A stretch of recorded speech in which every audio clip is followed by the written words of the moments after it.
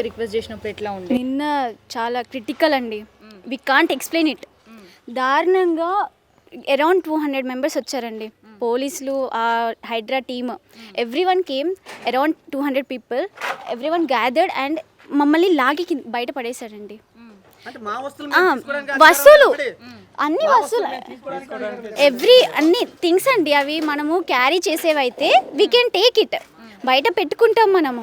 But we can't take machines కదా, మిషన్స్ని ఎలా తీస్తామండి? మనుషులతో ఎలా అవుతుంది? అవన్నీ చిన్న చిన్న మిషన్లు కూడా కాదు, అంత పెద్ద పెద్ద మిషన్లు.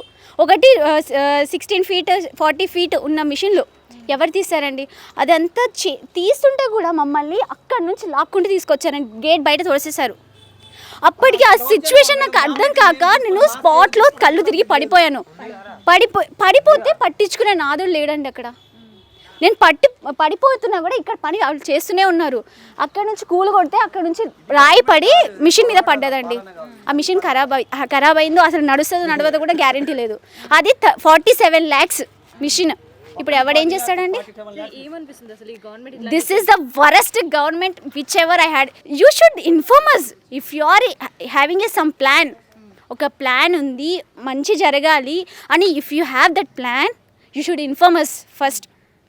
ఇన్ఫార్మ్ చేసి you can do anything you wanted, whatever you want అది చేయొచ్చు.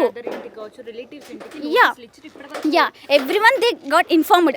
వాళ్ళకి ఇన్ఫర్మేషన్ వెళ్ళింది, నోటీస్ వెళ్ళింది, everything they got. And till now it's been 1 month, more than 1 month. ఇప్పుడు వరకు ఏది చేయలేదు. వాళ్ళని కూలగొట్టు, వాళ్ళది చేయలేదు, అది it's secondary ma'am.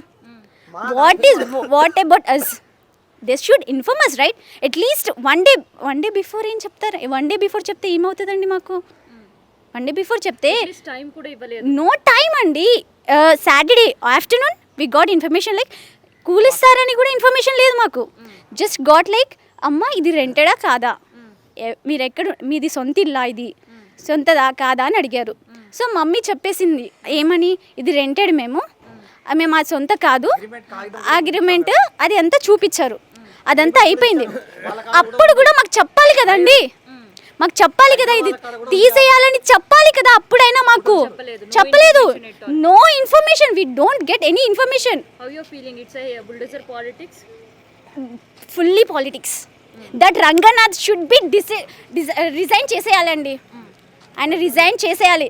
Because maybe his thought is good. ఏదో పొడి చేస్తా అన్నట్టు విర్రవీగుతున్నాడు, కానీ అది చేసే పద్ధతి మాత్రం ఇట్ ఈస్ నాట్ కరెక్ట్. ఎంత లాస్ అండి మా పేరెంట్స్. It's not correct. అది ఎంతవరకు అన్యాయం అంటే అండి, ఇప్పుడు 1 day చిన్న సామాన్యులండి, చిన్న కొంచెం కూడబెట్టుకొని ఏదో చెయ్యాలి. మేము 4 అండి పిల్లలం, 4 పిల్లలు. నేను పెద్దదాన్ని, నాకు 2 చెల్లెలు, ఒక తమ్ముడు.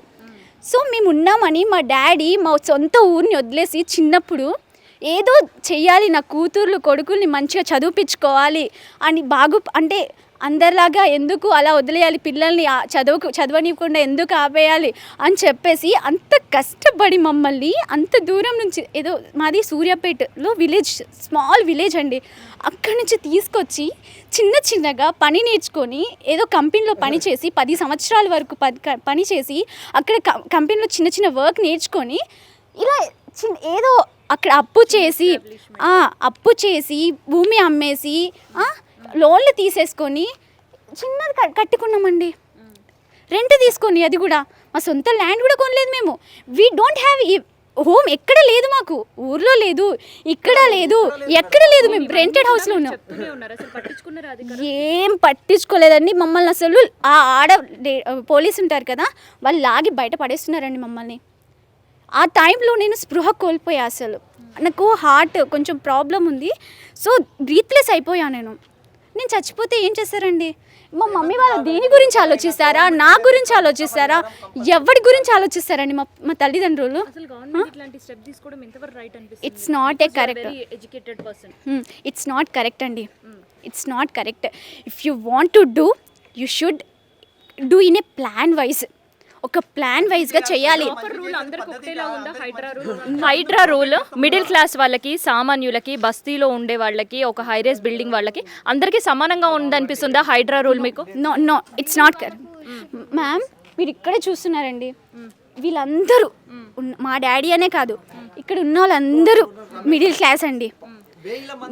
మిడిల్ క్లాస్ మేము కాకుండా మా ఒక 10 మందికండి ఎంప్లాయీస్ని పెట్టుకున్నామండి. వాళ్ళు మా మీద డిపెండ్ అవుతున్నారు. వాళ్ళు no it's not correct. You are seeing right, newses చూస్తున్నాం, మీరే కదా డీల్ చేస్తున్నారు. వాళ్ళు పెద్దవాళ్ళు లైక్ రిచ్ పార్టీస్కి ఒక న్యాయం, లైక్ మిడిల్ క్లాస్ పీపుల్కి ఒక న్యాయం.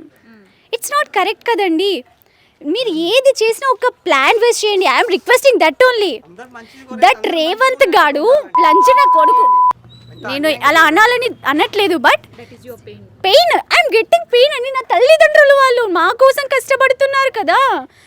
మేము ఏదో చదువుకోవాలి, బాగుపడాలి, మా కోసం కష్టపడుతూ మా ఫ్యూచర్ బాగుండాలి అని చెప్పేసి అంత కష్టపడుతుంటే వాళ్ళు కట్టుకున్న దాన్ని కూల్చడానికి వాడు ఎవడండి? ఆ రేవంత్ గాడు ఎవడు? వాడు రంగనాథ్ గాడు ఎవడు? వాడికి వాడికి కూల్చేస్తే, ఇన్ఫర్మేషన్ లేకుండా వాడి ఇల్లు కూల్చేస్తే వాడు ఎలా రియాక్ట్ అవుతాడు? వాడి పిల్లలు ఏమవుతుంది, వాడి పిల్లలు ఏమవుతారు, వాళ్ళని డిపెండ్ అయిన వాళ్ళు ఏమవుతారు? ఏమవుతారు చెప్పండి. ఆడికి ఒక న్యాయం, మాకు ఒక న్యాయమా? ఇప్పుడు మేము ఎక్కడ ఉండాలి? ఇన్ని రోజులు మేము ఈ రూమ్లో ఉన్నామండి, మాకు రూమ్స్ దొరకక. గెలిపించిన గవర్నమెంటే ఇప్పుడు సామాన్యులపైన ఇట్లాంటి మెయిన్లీ అండి, మేము already I have a thought like if Congress comes మాకు ఇలాగే జరుగుతుందని నాకు ఒక థాట్ ఉంది. Because that Revanth is a very worst fellow. ఎందుకంటే మేము కాలేజ్ డేస్లో ఉన్నప్పుడే వాడు వచ్చాడు, ఏదో నార్మల్గా వచ్చి మాకు హెల్ప్ చేసినట్టు చేశాడు, కానీ నథింగ్ హీ డిడ్. అప్పుడు వాడు సీఎం పదవిలో లేనప్పుడే ఏదో వాడు హీరోలా ఫీల్ అయిపోయాడు, కానీ నథింగ్ హీ డిడ్. అప్పటి నుంచి నాకు తెలుసు వాడి గురించి. చేసేసి ఇప్పుడు సీఎం రోల్ తీసుకున్నాడు, ఏదో మేస్త్రి పని చేసేటోడు అంట కదా. సో అలాంటోడు వచ్చి సీఎం పదవి ఇస్తే ఎట్లుంటుందో నాకు తెలుసు. సో ఆయన పదవి ఇచ్చి పెద్ద తప్పు చేశారు. I didn't voted him. నాకు ఓటే రోల్ ఉన్నా కూడా నేను వాడికి ఓట్ వేయలేదు. I given vote to the BRS. So అది నేను మా ఫ్రెండ్స్ ఎవ్రీవన్ ఈ హైదరాబాద్లో ఉన్న 95% ఓన్లీ బీఆర్ఎస్కి వేసారండి. బీఆర్ఎస్ గవర్నమెంట్ ఉన్నప్పుడు పాస్ట్ మీకు ఎట్లా ఉండే? It's everything. Yes, every time we feel safety అండి. అది బాగుంది. అంటే మేబీ సమ్వేర్ ఏదో ఒకటి జరిగి ఉంటుంది, కానీ దట్ ఈస్ ప్రాపర్లీ. అస్సలు లేదండి. 10 yearsలో ద సేఫెస్ట్ గవర్నమెంట్ అని ఫీల్ అయ్యాం మేము. యాజ్ ఏ స్టూడెంట్ సేఫ్గా ఫీల్ అయ్యాము. కానీ వీడు మొన్న మహిళ వాళ్ళకి ఫ్రీ బస్ అని ఇచ్చాడు. ఎందుకు ఇచ్చాడండి? ఎవరికి కావాలి? దేనికోసం? అది దీనికోసమా? దీని మీద ఇలా చేయడానికా? ఫ్రీ బస్ అని చెప్తే అది ఎవరికి యూజ్ కాదండి. అది it's not use for any one. అలాంటిది వాడు ఏదేదో చేసినోడు పేదోళ్ళకి చేస్తే బాగుపడతారు కదా. సార్ మనం, మీ పేరేంటండి? దివ్య. ఒక్కసారి మనం కొంచెం ముందుకెళ్ళి చూద్దాం. సో ఇక్కడ నల్ల చెరువు సంబంధించిన బఫర్ జోన్ అని చెప్పేసి కూల్చివేతలు నిన్న జరిపారు. Okay, done, very good. So HYDRAA చాలా మంచి పని చేసింది చెరువులను కాపాడడానికి. సో వాటిల్లో వాటర్ రీస్టోర్ చేసే ప్రయత్నాలు మరి ఎంతవరకు చేసింది? సో ఇక్కడ ఉండే ఒక్కటి కూల్చేయడం వల్ల వాటర్ సోర్స్ అని పెరిగే అవకాశం ఉందా అనేది మనం కూడా చూద్దాం. ఒక్కసారి మనం దివ్యతో కూడా మాట్లాడదాం. ఎందుకంటే ఇక్కడ ఏరియా వాళ్ళు ఉండేవాళ్ళు అండ్ దాదాపు ఇక్కడ ఈ షెడ్లోనే దాదాపు ఒక 2.5-3 years నుంచి వాళ్ళు సర్చింగ్ అండ్ 2 years నుంచి ఇక్కడే ఉంటున్నారు. సో ఇక్కడ కూల్చేసిండ్రు. సో ఈ టైంలో నేను అడగొచ్చో లేదో నాకు తెలీదు. సో మరి కూల్చేసిండ్రు, ఇక్కడ నుంచి చెరువులకు వాటర్ రిస్టోర్ అయ్యే పరిస్థితి ఉందా? అంతే లేదండి. ఎందుకంటే అక్కడ అంత ఎత్తులో ఉంది కంప్లీట్. మాకైతే చూడడానికి ఒక కాంక్రీట్ రోడ్స్, మధ్యలో ఇల్లులు, అక్కడ వైపు చూస్తే ఆ షెడ్స్, ఎక్కడో కను చూపు మేర కూడా కనిపించట్లేదు నీళ్లు, అక్కడెక్కడో ఉంది చెరువు. మరి వెళ్తాయా వాటర్ ఇది కూల్చడం వల్ల? ఏది జరగదండి, బికాస్ ఎవ్రీథింగ్ ఈజ్ కాంక్రీటెడ్. రోడ్లు ఉన్నాయి, ఇక్కడ ఇల్లులు ఉన్నాయి.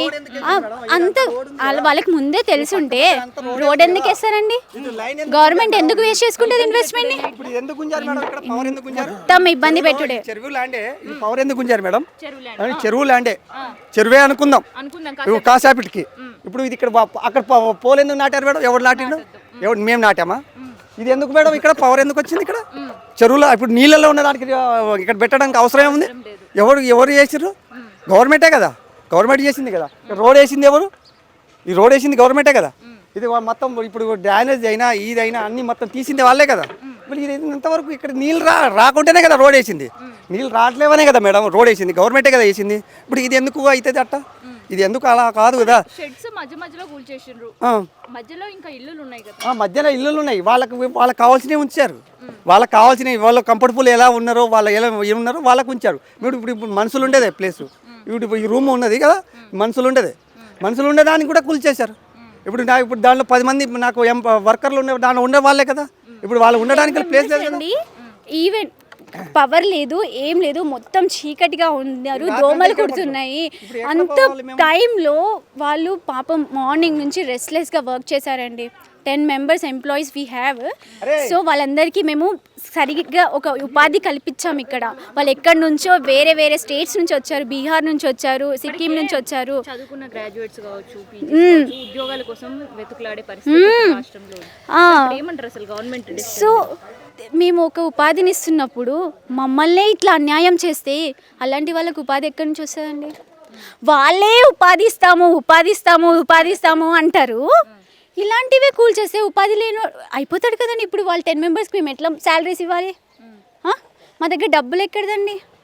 మేము ఉన్నదే దీనిలో పెట్టేసుకొని, ఇది హై టైం అండి, వర్క్ వచ్చే టైం, దసరా టైం. మాకు ఇన్ని రోజుల నుంచి ఖాళీగా ఉన్నామండి. మేము తీసుకొచ్చిన మిషన్ ఓపెన్ కూడా చేయలేదు, సీల్ కూడా తీయలేదండి మేము. ఇట్లాంటి యాక్టివిటీ హైడ్రా నుంచి గవర్నమెంట్ చేయించడం ఏమనిపిస్తుంది? ఇవన్నీ చూస్తే it's a waste of time అండి, waste of time.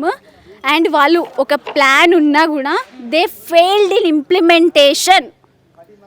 They really failed. It's a worst thing I have seen. నా 23 yearsలో చూసింది ఇది వరస్ట్ థింగ్ అండి.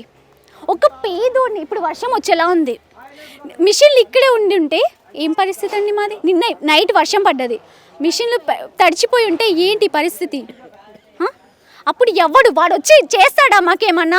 మా ఎంప్లాయీస్ ఏమవుతారు పాపం? వాళ్ళు దోమలు కుడుతుంటే ఇక్కడ పడుకున్నారండి నైట్ మొత్తము. పరిస్థితి ఏంటి వాళ్ళది? వాళ్ళు మమ్మల్ని నమ్ముకొని ఉన్నారు కదా, మేమేదో నీడనిచ్చామని చెప్పేసి మమ్మల్ని నమ్ముకొని ఉన్నారు. వాళ్ళు రోడ్డు మీద పడ్డారు, మేము రోడ్డు మీద పడ్డాం, మా మిషన్స్ రోడ్డు మీద పడ్డాయి. నా చెల్లెలు ఏమైపోవాలి, నా తమ్ముడు ఏమైపోవాలి, మా మమ్మీ వాళ్ళు ఏమైపోవాలండి? ఏమైపోతారు వీళ్ళు? ఇప్పుడు సడన్గా మాకు షెడ్ మొన్నటి నుంచి తెలిసినప్పటి నుంచి వెతుకుతుంటే ఇప్పటి వరకు ఒక షెడ్ దొరకలేదండి మాకు. ఏదో మా డాడీ ఫ్రెండ్ గోదాంలో కొంచెం ప్లేస్ ఉంటే అక్కడ అడ్జస్ట్ చేసాం, అన్ని మిషన్స్ ఒకదాని దగ్గర ఒకది. ఆ మిషన్ల హెడ్లు ఒక్కొక్కటి ₹1,00,000 అండి, ఒక్కొక్క 1,50,000 ఒక్కొక్కటి, ఓన్లీ 1 head కాస్ట్. అవి ఖరాబ్ అయితే ఎవడు తీసుకొస్తాడండి? వాడు ఏమన్నా తీసుకొస్తాడా? వాడు అమ్మ తీసుకొస్తాడా? వాడు అయ్య తీసుకొస్తాడా? ఆ రేవంత్ గారి అయ్య తీసుకొస్తాడా? లేకపోతే రంగనాథ్ అయ్య తీసుకొస్తాడా? ఎవడు తీసుకొస్తాడు? వాడు కబుర్లు చెప్తున్నాడు న్యూస్లో, నాకు వింటుంటే చిక్కాకు వస్తుందండి. వాడు ఎంత న్యాయంగా, అమ్మ నేను మంచి చేస్తున్నాను, నీ పిల్లలకి బాగుంటుంది కాబట్టి చేస్తున్నాను, మీ ఫ్యూచర్ తరాలు బాగుంటాయని చేస్తున్నాను, నేను మంచి ఐడియా ఉంది అని చెప్పేసి అన్నీ చెప్తున్నాడు. మరి ఇదేంటండి? ఇది మంచిదా? పిల్లలకి మాకు న్యాయం చేస్తున్నాడా? మాకు అన్యాయం చేసేసాడండి. more than 50 lakhs we invested in this infrastructure only. 50 lakhsకి ఎవడిస్తాడండి? మేమేమో అయిపోవాలి? నాకు 2 చెల్లెలు, వాళ్ళు చదువుకుంటున్నారు, వాళ్ళ ఫీజులు ఏమైపోవాలి, మా ఫీజులు ఏమైపోవాలి, వీళ్ళకి ఏమవ్వాలి, వీళ్ళ శాలరీస్ ఏమైపోవాలి?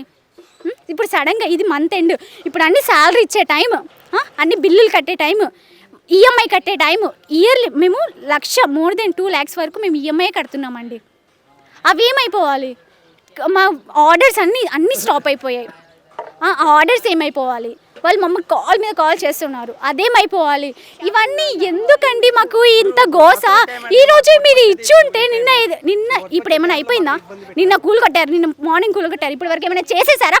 మొత్తం తోవేశారా? ఇక్కడ వరకు వాటర్ వచ్చేసాయా? ఏమొచ్చేసింది? ఇప్పటి వరకు మేము అన్ని చేసుకుని వెళ్ళిపోయేటోళ్ళం కదా, ఎక్కడో ఒక దగ్గర ఆ రోడ్డు మీదనే వేసుకునేటోళ్ళం కదా. ఇంత బాధ ఎందుకండి మాకు? అయిపోయిందా? ఇప్పుడు అందరూ వాటర్ మొత్తం బతికిపోయారా? ఆ వాటర్ మొత్తం ఇక్కడ వరకు మునిగిపోయారు. మీరే చూస్తున్నారు కదా. భూమిపోయిందా? ఇప్పుడు అందరు ప్రజలు వచ్చేసిందా? మంది బతికిపోయారా? బతికిపోయారా? మాకు ఎందుకండి ఇంత బాధ? మేమే కాదండి ఇక్కడ పాపం వాళ్ళు కూడా వాళ్ళు 50 lakhs, అక్కడ 50 lakhs, అక్కడ 50 lakhs, ఎన్ని కోట్లలో lakhs లో, బెస్ట్ క్యాటరేజ్ వేలలో కూడా కాదండి, lakhs లో, కోట్లలో మొత్తం వేస్ట్ అండి. చిన్న చిన్న వస్తువులే అండి. మీరు చూస్తున్నారు కదా రేట్లు ఎట్లున్నాయో. చిన్న చిన్న వస్తువులకి అన్ని రేట్లు ఉన్నాయి. అన్ని దీనికి మార్నింగ్ తీస్తుంటే అండి నా కళ్ళలో కన్నీళ్ళు తప్ప ఏం వస్తలే. ఒక్కొక్క వస్తువు అన్ని పగిలిపోయి చూస్తుంటే I was crying and I could not able to stop అసలు ఎంత దారుణంగా అయిందంటే as a elder daughter I should support my family. వాళ్ళకి సపోర్ట్ ఇవ్వాలా, ఇది ఏడ్చుకుంటూ కూర్చోవాలన్న బాధ ఎవరికి చెప్పలేకపోతున్నాను.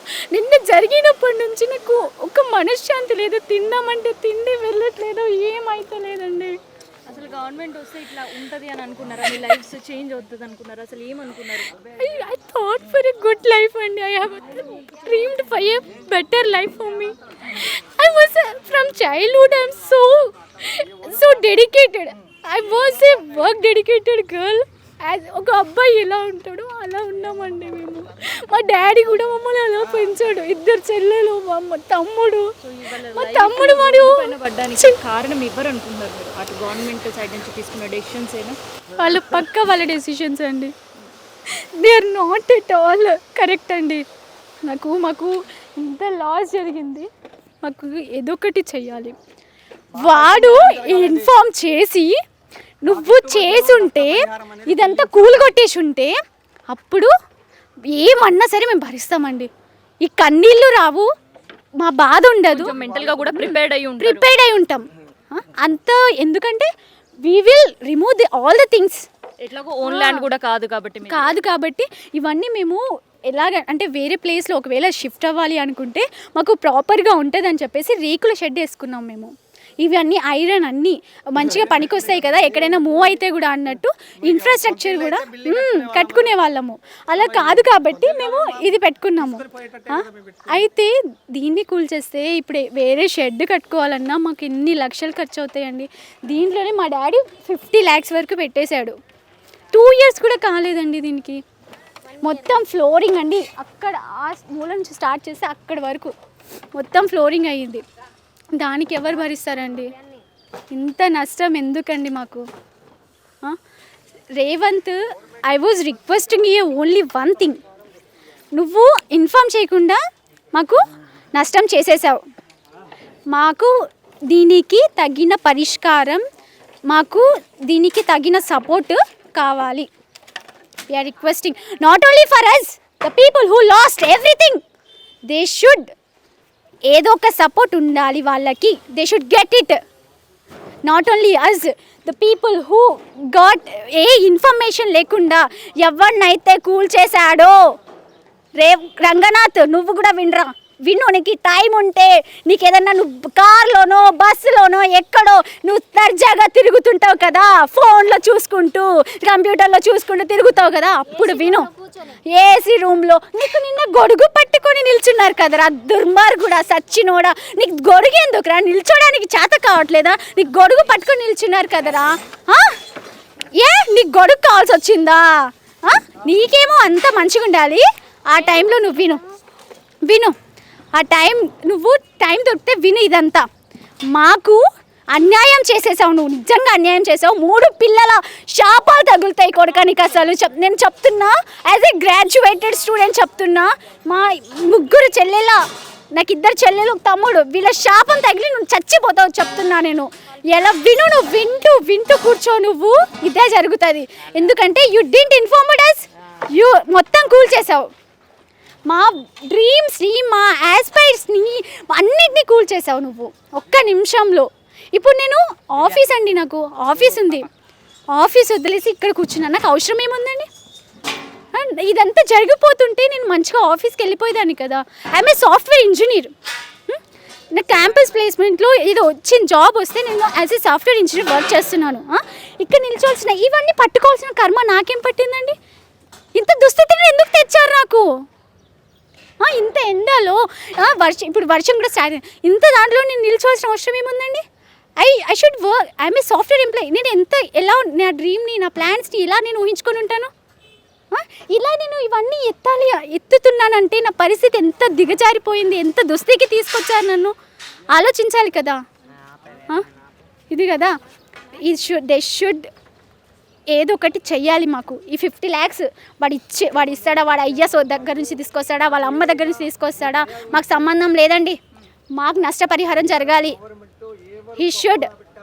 ఇంత బాధని అస్సలు పెట్టకూడదండి. We are common people, we are middle class people. అంత డబ్బులు ఉన్నోళ్ళకి ఒక న్యాయం, మాకు ఒక న్యాయమా అండి? పెద్ద పెద్ద ప్రాజెక్టులు మా చెల్లి మనం చూస్తున్నాం కదా. నిన్న నల్ల చెరువు దగ్గర కూల్చేసిన తర్వాత కేవలం కూల్చింది వీళ్ళ షెడ్ మాత్రమే కాదు, వీళ్ళ డ్రీమ్స్, యంగ్స్టర్స్ చెప్తున్న మాటలు. సో ఇంకొంతమంది కూడా మనం మాట్లాడే ప్రయత్నం చేద్దాం.